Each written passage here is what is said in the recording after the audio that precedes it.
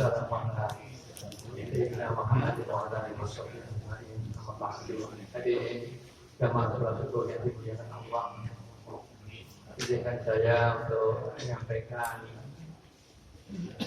beberapa bagian mengawali daripada pelajaran kita yang baru, yaitu mengenai masalah kesehatan. Hadirin sekalian, sebagaimana kita tahu, rahmatan lil alamin, tidaklah khusus Wahai Muhammad, membuka bumi ini selalu untuk menjadi rahmat, menjadi kesejahteraan, memberi kedamaian, memberi kesejahteraan bagi seluruh isi alam ini. Salah satu daripada misi Rasulullah memberikan kesejahteraan kepada umat manusia melalui dinul Islam, melalui ajaran agama Islam adalah dengan ajaran zakat.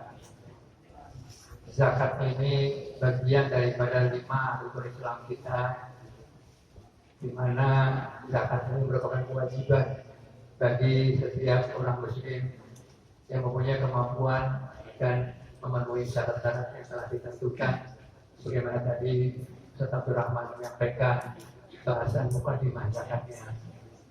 Hadirin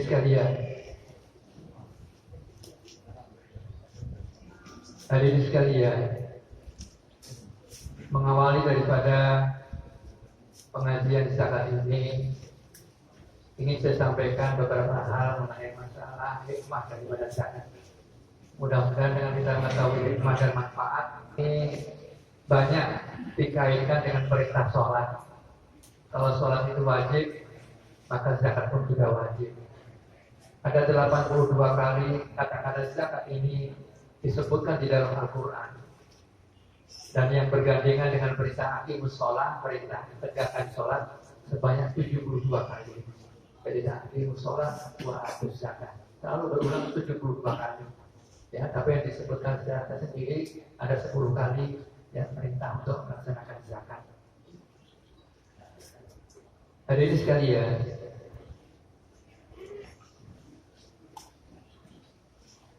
hikmah daripada zakat ini yang pertama yang saya catat adalah hikmah ini merupakan suatu rasa kepedulian sosial, rasa empati ya kepada orang yang duafa, orang yang lemah, baik lemah ekonominya maupun lemah fisiknya, sehingga dia tidak mampu maka dia mencari nafkah untuk keluarganya. Ada rasa kepedulian ya. Dari kepedulian inilah ya seseorang itu memberikan kerahiman, memberikan bantuan, memberikan pertolongan, memberikan sumbangsi kepada mereka yang lemah, yaitu kaum duafa. Kewajiban untuk peduli kepada duafa ini ya, tidak hanya sekedar anjuran, tapi sudah merupakan kewajiban bagi yang mampu. Kalau kita lihat di dalam surat Al-Maun, itu bahkan digandengkan dengan masalah hablum minallahnya, ya, dikaitkan dengan masalah keseimbangannya dia antara dia taat kepada Allah dan taat perintah Allah untuk hablum minallah, dan seimbang. Kalau tidak seimbang, dikatakan kita ini masih belum sempurna iman kita. Ar-Ra'aitan dan yukadzibu biddin, tahukah engkau alladzi yukadzibu biddin, orang-orang yang dusta pengakuan agamanya, yang mendustakan pengakuan agamanya. Fadzalika alladzi yad'ul yatim, yaitu adalah orang-orang yang tidak santun kepada anak yatim. Wala yahuddu ala ta'am miskin, dan tidak mau memberi makan, memberikan nafkah, memberikan bantuan, memberikan pertolongan kepada orang-orang miskin. Jadi orang yang tidak memberikan bantuan kepada orang miskin dikatakan dusta. Ya, dia hanya taat kepada Allah, tapi dia tidak mau lihat kiri dan kanannya orang yang sedang menderita. Makanya Rasulullah sampai mengancam dengan kata-katanya, laisa minna, tidak termasuk umatku, kata Nabi Muhammad.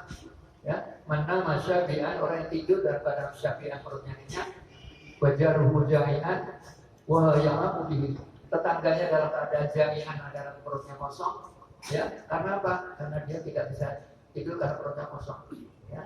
Bahwa yang lalu ya, dan dia tahu bahwa tetangganya ada yang kekurangan. Maka dari itu kalau tertibnya orang memberikan zakat itu ya setelah kepada keluarganya lebih dahulu yang separuh kepada keluarganya ya, karena menyambung memberikan sedekah itu pada akhirnya menyambung silaturahmi ya, mendapatkan pahala ya, dua pahala dapat dari zakat itu ya. Jadi sekalian, mengenai masalah hikmah yang lain, selain kepedulian sosial, kepedulian kepada orang yang lemah adalah zakat ini adalah sarana untuk berbagi nikmat Allah, berbagi rezeki Allah, berbagi ya bahwa harta itu adalah karunia Allah, milik Allah, kita hanya ketitipan. Ya, jadi ketitipan, kalau ketitipan ya jangan dipegang semuanya terus dong, ya berbagilah ya. Ya, hanya dikasih nominal dalam hukum zakat itu ya, paling tidak 2,5% itu dikeluarkan. Bukan hanya 2,5%, bahkan di dalam hadis riwayat daripada Ibnu Jabir ya, itu bahkan memberi pedulian kepada orang itu apa itu bisa sampai sepertiga bagian yang berharga tidak boleh. Ya, boleh sepertiga. Kalau lebih dari sepertiga nggak boleh, karena 2/3 itu adalah hak daripada ahli waris. Ya, ahli waris hak daripada ahli waris. Ya. Walaupun orang ahli warisnya itu orang kaya semua, tetap aja nggak boleh kita bersedekah, kita ya kepada orang yang itu apa itu lebih daripada sepertiga. Ya, itulah ya, kebagusan dan kebaikan daripada hukum Islam dalam melimpahkan kekayaan itu ya, supaya ya ahli waris juga tidak boleh dilupakan. Zakat adalah dalam zakat itu ada sarana untuk berbagi ya, sarana berbagi kepada orang fakir dan miskin. Inna Allah Taala iftarul alaihim shadaqatan. Allah mewajibkan kepada mereka itu orang muslim shadaqatan untuk berzakat. Bi amalihim daripada harta mereka, tukhadhu min aghniyaihim, tukhadhu diambil dari aghniyaihim dari orang yang kaya, beturatu dan diserahkan ala fuqaraihim kepada orang yang miskin. Ini apa? Iftaradha diwajibkan. Jadi kalau diperhatikan kalau zakat itu diwajibkan ya harus dikeluarkan. Bahkan kata Ustaz Rahmat tadi kalau memang nggak bisa, nggak mau memberikan ya dipaksa. Itu kalau diberikannya selama kita ya. Kalau diberikan kita memaksa begitu jadi ribut nanti ya. Karena kita bukan pemerintahan yang Islam, tetapi kesadarannya lah yang kita bangkitkan ya. Sadar kita bangkitkan. Kemudian zakat itu ada kebersamaan. Ya. Dalam zakat itu ada kebersamaan antara si kaya dan si miskin. Ingat ya, saudara sekalian, janganlah dianggap sepele orang miskin. Jangan sampai orang miskin itu menjerit, dia berdoa mendoakan kita supaya kita ini celaka, kita ini bangkrut. Itu bisa makbul ya. Doanya itu ya.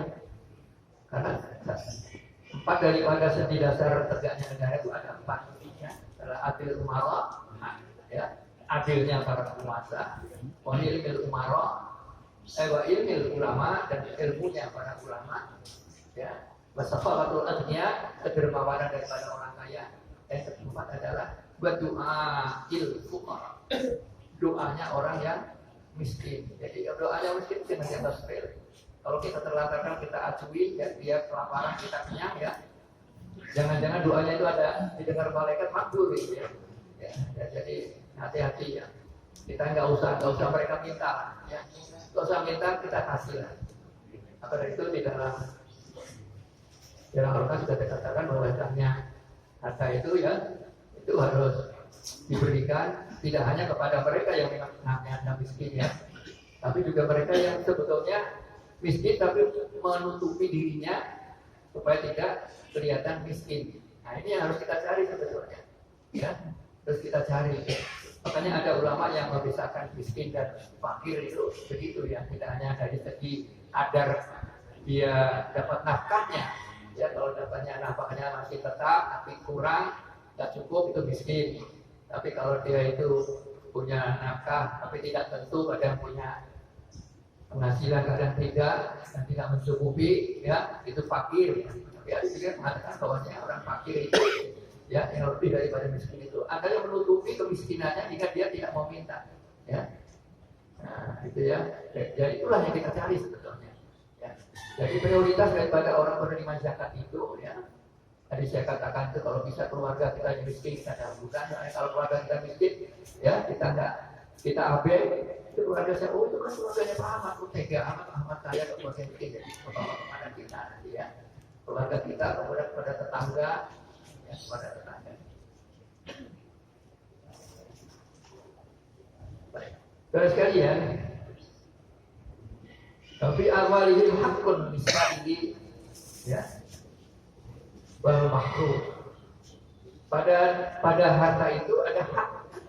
Jadi kalau ada hak itu berarti kalau usah diminta, berikanlah, ya. Bukan sebagai kedermawanan sukarela, tapi zakat itu adalah kewajiban hak, ya, pada orang-orang miskin. Bisa ini orang yang suka minta-minta, ini orang miskin. Kalau makruh, orang yang mengharamkan dirinya untuk minta-minta, karena minta itu merendahkan martabat Islam. Ya, al-yadul ulya khairun minal yadis sufla. Tanganmu yang di atas itu lebih mulia, lebih terhormat daripada tanganmu yang menengadah terus di bawah meminta-minta. Di zakat ada perputaran ekonomi. Dengan kita memberikan zakat itu, ekonomi menjadi berputar, terutama di kalangan lapis bawah. Di basis DKI yang saya alami, itu ada program memberikan modal kerja kepada UKM. Ternyata UKM yang lebih modal kerja, UKM yang lemah, bukan UKM yang sudah mapan. Itu yang dimancing diberikan modal, ya. Beri modal, ya. Pertama dari kecil dulu sebanyak 50 juta. Oh, rupanya dia ya berhasil, ya, membalikan lagi secara bertahap sesuai dengan kemampuannya. Kita tambahi lagi jadi 200 juta. Ya. Oh, dia akhirnya dia nyewa kios. Berhasil lagi, tambahi lagi menjadi 500 juta. Begitu bebasnya DKI itu. Jadi ada perputaran ekonomi, ya, ada perputaran ekonomi. Tentunya memberikan modal modal usaha ini tidak kepada semua orang. Orang habis pensiun tetap kasih modal, pensiun kasih modal. Belum tentu sudah pensiun itu bisa dagang. Salah sama tukang belanja sayur itu, ya, lebih urut, ya, karena memang punya jiwa dagang. Ya, mereka itulah yang dicari oleh Basnas, oleh Bandi untuk memberikan modal usaha. Ada perputaran ekonomi.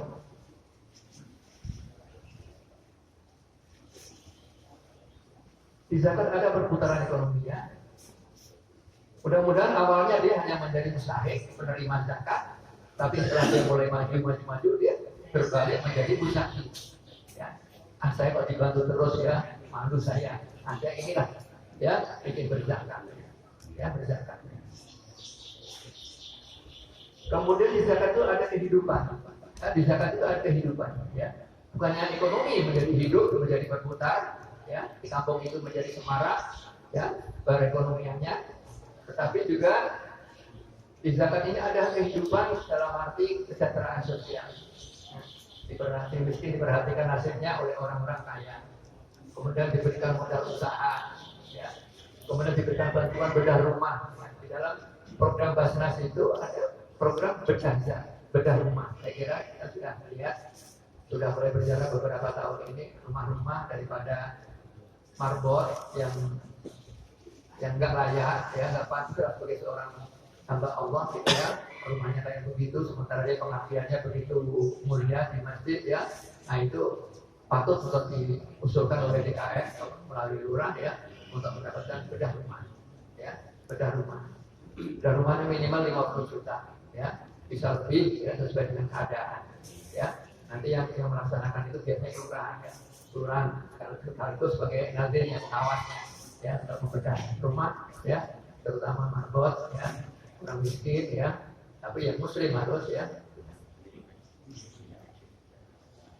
Atau ada juga yang rumahnya terbakar, ya, kaum muslimin rumahnya terbakar, ya, kayak di Cianjur itu, ya, terbakar. Nah, ini, ya, dari zakat ini tidak perlu harus menunggu dari Basnas atau Basis, tapi kita saja yang berdekatan ini punya kewajiban moral, punya fardu kifayah untuk beramai-ramai membantu mereka, ya. Kalau nunggu pemerintah kan prosedurnya lama, surat menyuratnya lah, tata tertibnya lah, yang kita aja bertolaknya membantu apa, siapa yang membeli material, bentuk apa, gitu, ya, bertolaknya supaya mereka bisa berteduh dari hibah makanan itu. Zakat juga ada pahala, ya, tidak hanya yang sunnah, yang fardu juga ada pahala, ya, ada pahala. Di zakat ada pahalanya, ya. Di dalam surat Al-Hadid itu disebutkan innal musaddiqina wal musaddiqati, ya, wa aqradullaha qardan hasanan yudha'af lahum wa lahum ajrun karim.